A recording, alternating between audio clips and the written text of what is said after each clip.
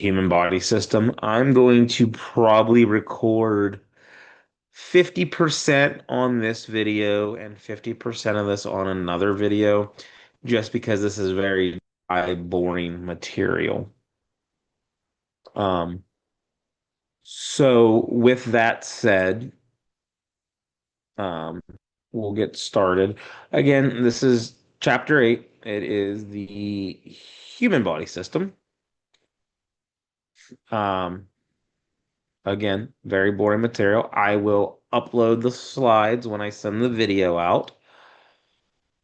Um, when we talk human body systems, we're really talking a lot about the anatomy and physiology of the body and the general compounds that it takes to keep the body going. The different systems that are involved.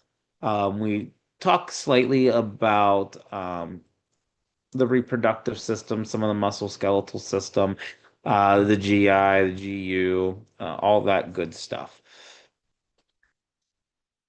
So,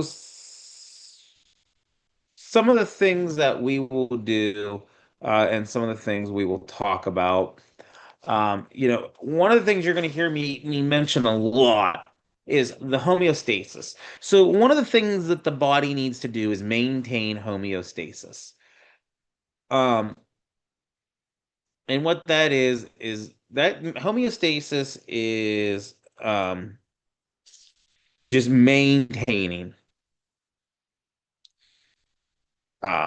maintaining its normal balance of life. It's what does the body need to function normally.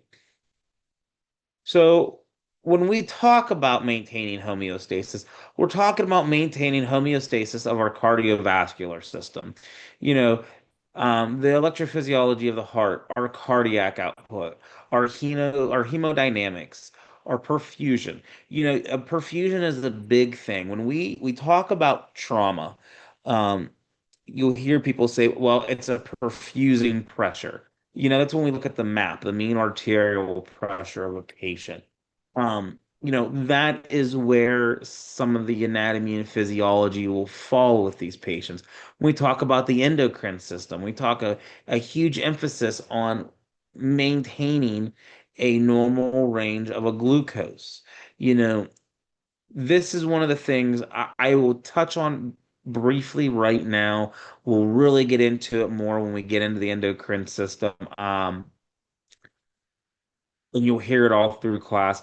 I'm a big believer that what is normal for you may not be normal for me, and what may be normal for me may not be normal for the next person. There are diabetics out there that their normal BGL is 225 to 250. If they drop below that, they will start to show hypoglycemic signs. And this is what I always tell everybody. Your protocol is a guidance. It is not God's law. What I mean by that is if we go somewhere and we know a patient's diabetic and they're unresponsive and it's 100, what we need to find out is what does this patient normally run? Um, you know, we have a very good family friend. Her dad, for a long time, didn't know he was a diabetic. Um, And when he did find out, his BGL was around 7 to 800 regularly, and he was still functioning. He felt a little off after an extended period of time, and he was one of the HHNS patients instead of going into DKA. But as they started to lower his sugar, he really struggled. Even when his blood sugars was in the threes and 400s, he was really starting to struggle until his body started to regulate. And they found that his normal that he needed to run at was actually 200 to 220. We would go pick him up sometimes and he have a BGL of 105, and we'd have to run dextrose on him. Now, that's also one of the things that you would have to, again, back to documentation, you would obviously have to document appropriately, because at the end of the day, that is outside of your protocol parameters, we'll call it, but um you have to know how to properly treat the patient and what is that patient's normal? We talk about the nervous system. We really talk about the autonomic nervous system, the sympathetic, the parasympathetic, and the neurotransmitters. And those are all things, we'll touch on when we go through this chapter, but we'll really get into that more when we get into later chapters. When we get into respiratory, I'm a huge fan of respiratory. They are some of my favorite calls that we run. Um, so we'll really dive more in depth in that. I really feel that being competent in your respiratory skills is something that a lot of people lack. I know a lot of providers who are afraid of CPAP, or they're afraid, they'll look at a patient and go, oh, they have a heart rate of 110. We really shouldn't give albuterol or duoneb. No, their heart rate's what it is because they're struggling to breathe. So you have to learn to really do a true assessment and not just hyper focus on one thing. Um, so we'll really go over that. One of the big things we will go over is respiratory acidosis, alkalosis. Um, Sorry, I gotta send this message real quick.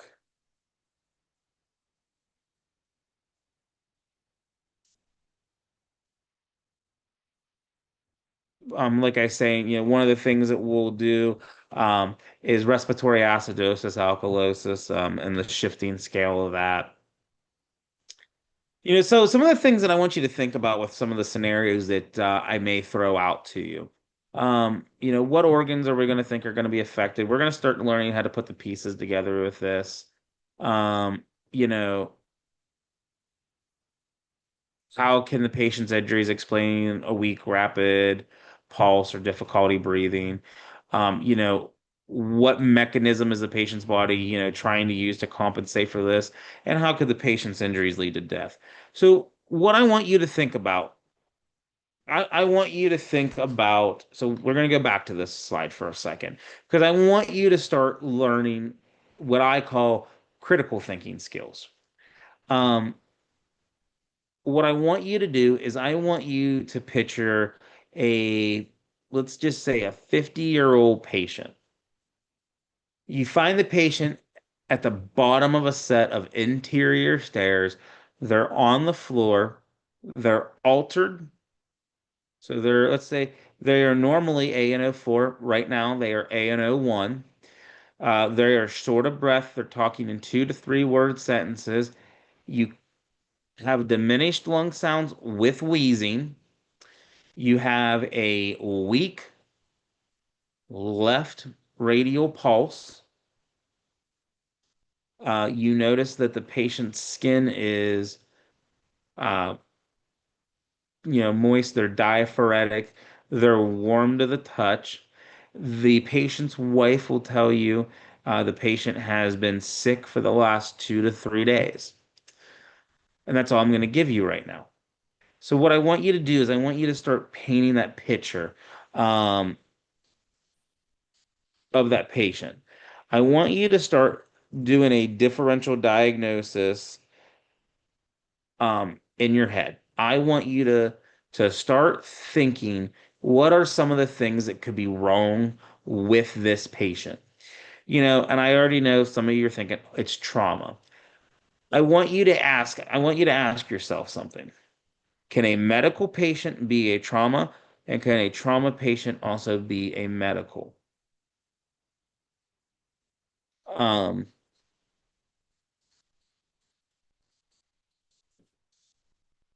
so when we do this, the reason I want you to start thinking about those things is what caused the patient to be at the bottom of the stairs. Nobody necessarily said they fell down the stairs, right? We just assume that. Was they trying to go up the stairs and they was too weak, or was they trying to come down the stairs and they couldn't? Those are things that we need to ask ourselves. But we also need to start doing a differential diagnosis immediately. The old school theory was we do not diagnose an EMS. And that's absolutely false. It's one of the biggest things that drive me nuts when people say that. Because in EMS, we absolutely diagnose. We diagnose all the time. You have an unresponsive patient, and you have pinpoint pupils, snoring respirations, and you give Narcan and they wake up. You diagnose that as an overdose, and you treated it with Narcan. Same thing. You have an unresponsive patient. Pupils are equal, non-pinpoint. They have a BGL of 42. You give them glucose, they wake up. You diagnose that as a hypoglycemic emergency and you treated it. We absolutely positively diagnose patients in EMS. It's one of the things that we do. So we have to learn how to do a good differential diagnosis. We can never get that tunnel vision like people do and hone in on one thing. You know, just because the patient's short of breath, why are they short of breath? Is it because they have a pneumo? Is it because we're COPD? Is it because we're CHF? Do you think that your patient's CHF, but then after a further assessment, you find out they probably maybe have pneumonia because they have a fever? You know, they have the cough, they have the lung sounds, they have all these things. But all you heard was maybe some wet lung sounds, and you instantly went to CHF. You got tunnel vision. You can't do that.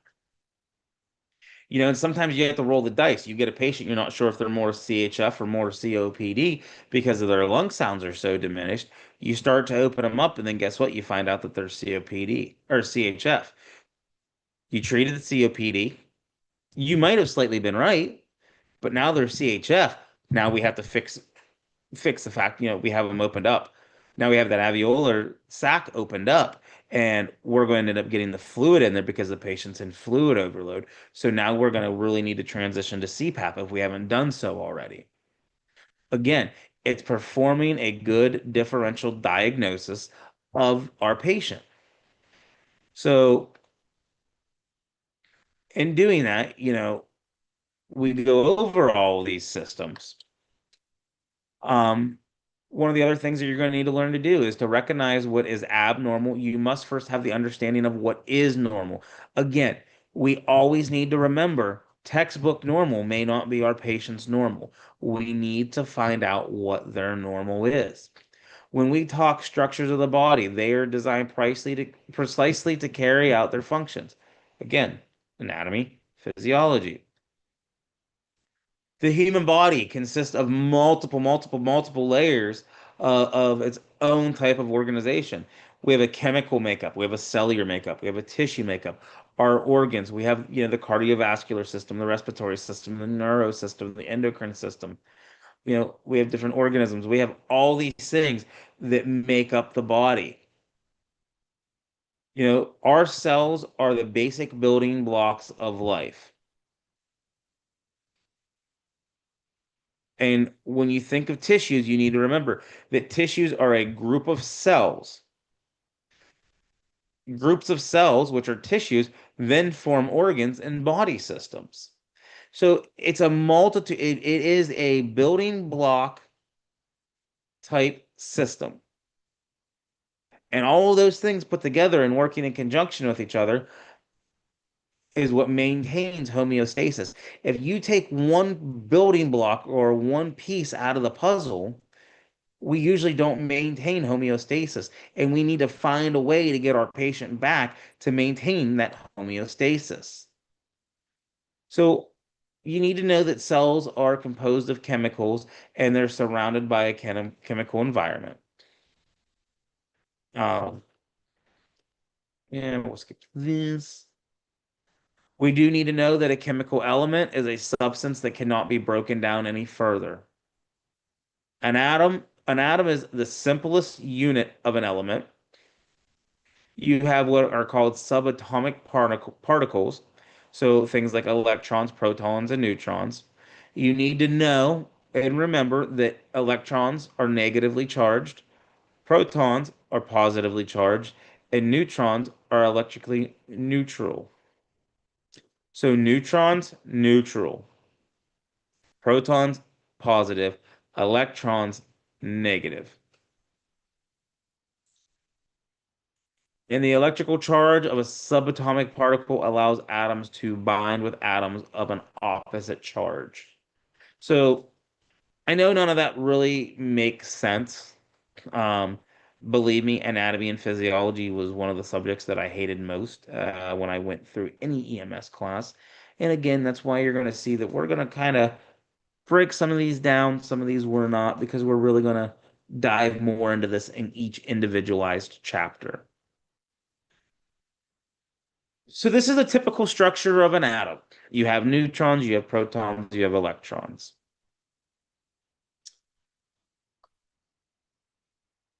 Boom, boom, boom, boom, boom, boom, boom, boom, boom.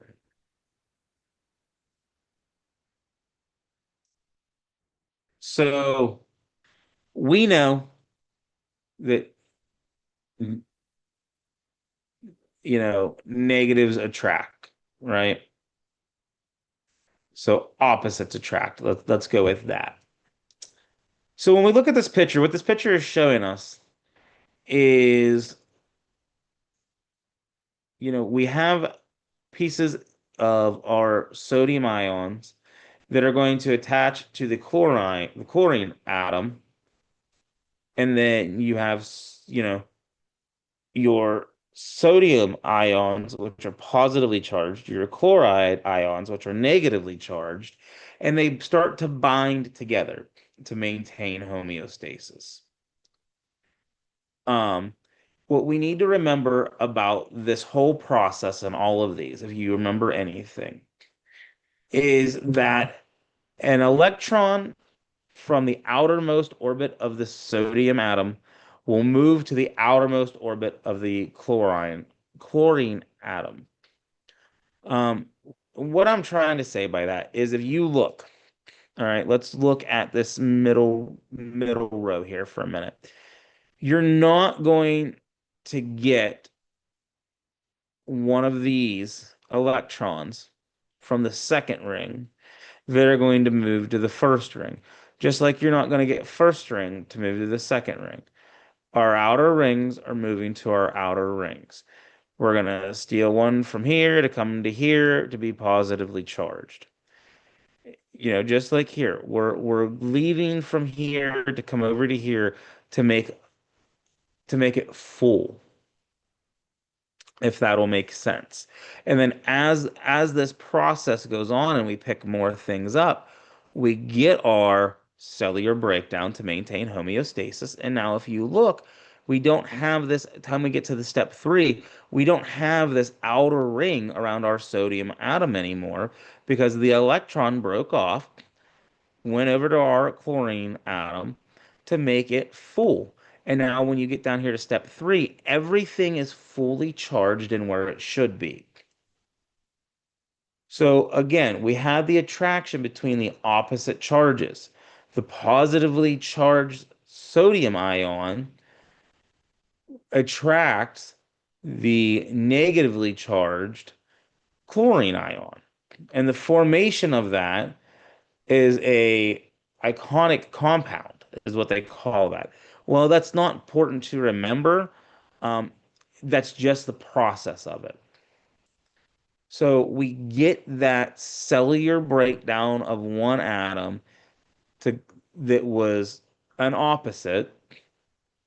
It attracted to its opposite atom and it made it fully charged. The sodium ion was able to break down a ring to maintain again the homeostasis. And then at the end, you have the formation of an iconic compound, sodium and chloride, and so then sodium chloride because the two join together. So we go from a singular sodium and a singular chloride to become then a sodium chloride. Ah, do I hate anatomy and physiology? So the four chemical elements that compose most of the body's atoms are hydrogen, oxygen, carbon, and nitrogen. Those are the four chemicals that compose most of the body's atoms.